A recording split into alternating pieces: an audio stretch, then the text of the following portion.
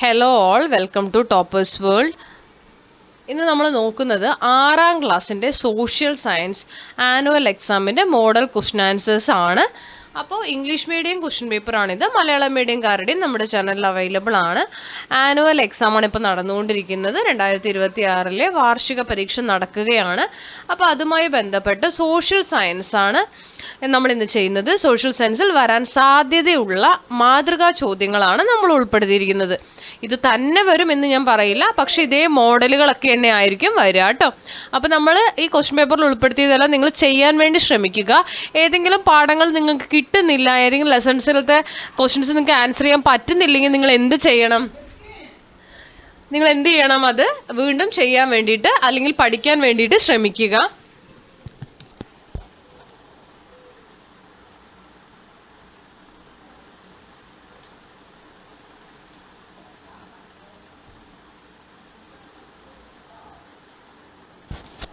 അപ്പോൾ first question വരുന്നത് mark the continents on the map ആണ്. നമ്മുടെ ഭൂഖണ്ഡങ്ങൾ, കോണ്ടിനെന്റ്സ്, അതിന്റെ പേരുകൾ നിങ്ങൾ ശരിക്കും പഠിച്ചു വെക്കുക കേട്ടോ.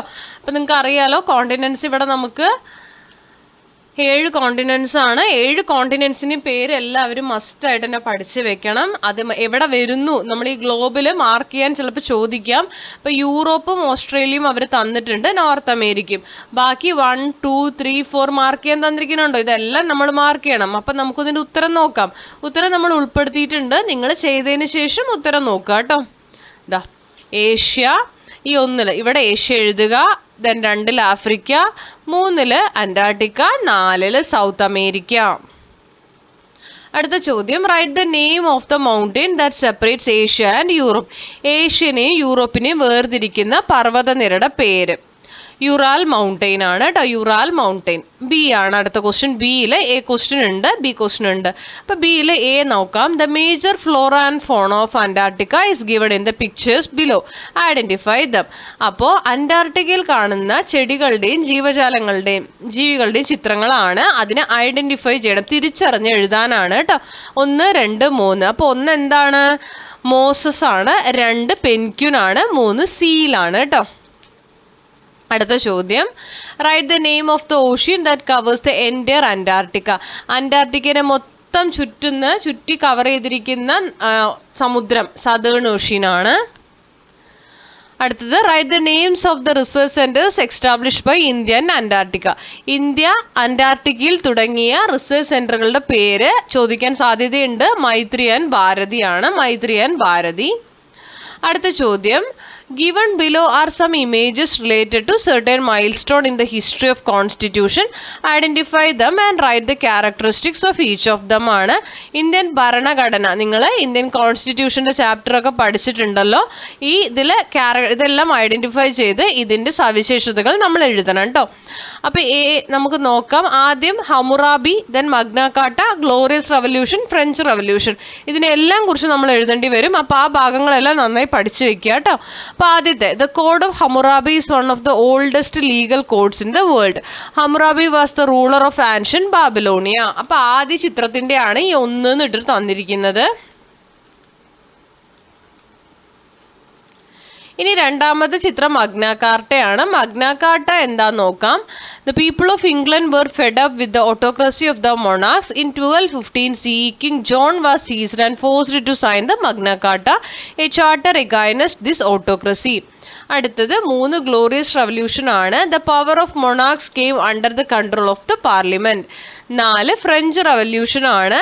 It is in 1789 that the people of France revolted, raising the slogan liberty, equality, fraternity. അപ്പോൾ രണ്ടാമത്തെ ചോദ്യത്തിൽ 4 ചോദ്യങ്ങളാണ് ഇവിടെ ഇൻക്ലൂഡ് ആയിരിക്കുന്നത്. എന്താണ് ഹമ്മുറാബിയുടെ കോഡ്, മഗ്ന കാർട്ട എന്താണ്, ഗ്ലോറിയസ് റവല്യൂഷൻ എന്താണ്, ഫ്രഞ്ച് റവല്യൂഷൻ എന്താണെന്നൊക്കെ പഠിച്ചു വെക്കുക.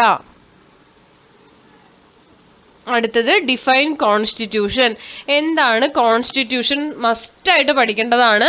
A constitution is N authentic document that contains fundamental laws, principles and rules needed for the organisation and functioning of government in a country. അടുത്തത് മൂന്നാമത്തെ question ആണ്. Observe the picture related to the megalithic monuments. Identify the pictures and write the names of each monument ആണ് megalithic മോണമെന്റ്സിന്റെ ചിത്രങ്ങൾ തന്നിട്ടുണ്ട്. ഇത് ഒരു must, അതായത് നമുക്ക് മോഡൽ എക്സാം സെക്കൻഡ് ടേം നിങ്ങളുടെ ക്രിസ്മസ് എക്സാമിനൊക്കെ ഈ ചോദ്യം ചോദിച്ചിട്ടുണ്ട്. അപ്പോൾ ഇതൊന്ന് നോക്കി വെക്കുക കേട്ടോ. മെഗാലിത്തിക് മോണമെന്റ്സ്: തൊപ്പിക്കല്ല്, മുനിയറ, കുടക്കല്ല്, കല്ലറ, നാട്ടുകല്ല്. ഓക്കെ, ഇനി അടുത്തത് ഇതിൽ ഓരോ ക്വസ്റ്റ്യൻ വരുന്നുണ്ട്. Complete the table related to the thinais of the Sangam period. സംഘമേഷ് നമ്മൾ ഇതിൽ മസ്റ്റായിട്ട് വരാൻ സാധ്യതയുള്ള ചോദ്യങ്ങളാണ് ഉൾപ്പെടുത്തിയിരിക്കുന്നത് കേട്ടോ. അപ്പോൾ എല്ലാത്തിലും ഇത് വരും മസ്റ്റ് എന്ന് ഞാൻ പറയുന്നത് അതുകൊണ്ടാണ്. മസ്റ്റായിട്ട്, അതായത് അത്രയും ഇമ്പോർട്ടൻ്റ് ആണെന്ന് എനിക്ക് തോന്നിയ ചോദ്യങ്ങളാണ് ഇതിൽ ഉൾപ്പെടുത്തിയിരിക്കുന്നത്. തിണൈസ് ആണ്, കുറിഞ്ചി, മുല്ലൈ, പാലൈ. ഇനി 2 ഉണ്ട് അല്ലേ, മരുതം, നെയ്തൽ. അതാണ് വരിക. ഞാൻ കാണിച്ചു തരാം എഴുതിയിരിക്കുന്നത്. അതുപോലെ ജോഗ്രഫിക്കൽ ഫീച്ചേഴ്സ് നമുക്ക് ഫോറസ്റ്റ് മൗണ്ടൈൻ തന്നു. മുല്ലയുടെ എഴുതണം. അപ്പം നമുക്ക് ABCD ഉണ്ട്. ആ ABCDE എന്താണെന്ന് എഴുതി കാണിച്ചു തരാം. എയിൽ എഴുതേണ്ടത് collection of forest produce hunting ആണ്. B grasslands bushes. C robbery and plunder. D Marutham. E Neithal. ഇങ്ങനെ തന്നെ എഴുതാൻ ശ്രമിക്കുക. 4ാമത്തെ ചോദ്യം വരുന്നത്, banks are financial institutions that accept money from the public as deposits and provide loans to those in need following certain criteria. ബാങ്കിനെ കുറിച്ചുള്ള lines ആണ് തന്നത്. What is the name of the central bank of India? ഇന്ത്യയുടെ central ബാങ്കിന്റെ പേരെന്താ? Reserve Bank of India. ഇത് ഉത്തരമാണ് കേട്ടോ. അടുത്തത് complete the flow chart related to its function ആണ്. അപ്പോൾ റിസർവ് ബാങ്കിന്റെ ഫംഗ്ഷൻസ് ചോദ്യമായി ചോദിച്ചിട്ടുണ്ട്. റിസർവ് ബാങ്കിന്റെ ഫംഗ്ഷൻ എന്താ? Issue all currency notes except the 1 rupee note. 1 രൂപ ഒഴികെയുള്ള എല്ലാ നോട്ടുകളും അച്ചടിക്കുന്നത് ആരാണ്? റിസർവ് ബാങ്ക് ആണ്. Control loans. Bankers bank function as banker to the government. 5ാമത്തെ ചോദ്യം, Japan was an Asian country that escaped from the foreign domination. Complete the table related to the shogun rule ആണ്. Feudal lords in Japan. ഇവിടെ daimyo ആണ് കേട്ടോ. 1 daimyo ആണ് fill ചെയ്യേണ്ടത്. Class of various samurais. Okay. B which is the traditional dress of Japan? Kimono ആണ്. Explain the features of Shintoism, the traditional religious belief in Japan. The word Shinto means the way of God. Deities were generally called as kami. The most important among them was the sun goddess Amaterasu. Okay, Amaterasu. അടുത്തത് 6. The water cycle keeps water moving around the earth in a continuous loop. Complete the table related to the main processes involved in the circulation of water. അപ്പോൾ വെള്ളമായിട്ട് relate ചെയ്ത് evaporation, condensation ആണ് അടുത്തത്, precipitation. Evaporation എന്താണെന്നുള്ളത് ചോദ്യമായിട്ടുണ്ട്. 1ന്റെ ഉത്തരം എന്താ? The process by which a liquid changes into gaseous form with the help of heat.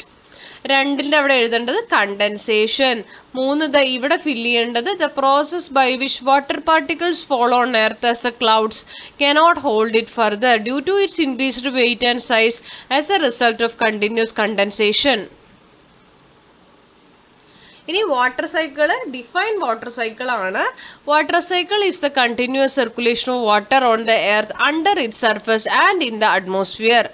ഇനി explain it circulation ആണ്. Water cycle ഒന്ന് നോക്കി വെക്കുക കേട്ടോ. The different sources of water on the air turns into vapour through evaporation. The vapour thus formed becomes clouds through condensation.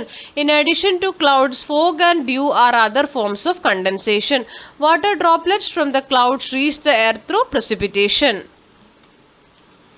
അപ്പോൾ water സൈക്കിളോട് കൂടി നമ്മൾ ഇത്ര ചോദ്യങ്ങളാണ് ഇതിൽ ഉൾപ്പെടുത്തിയിരിക്കുന്നത്. ഞാൻ മസ്റ്റായിട്ട് പഠിച്ചിരിക്കേണ്ട ചോദ്യങ്ങളാണ്.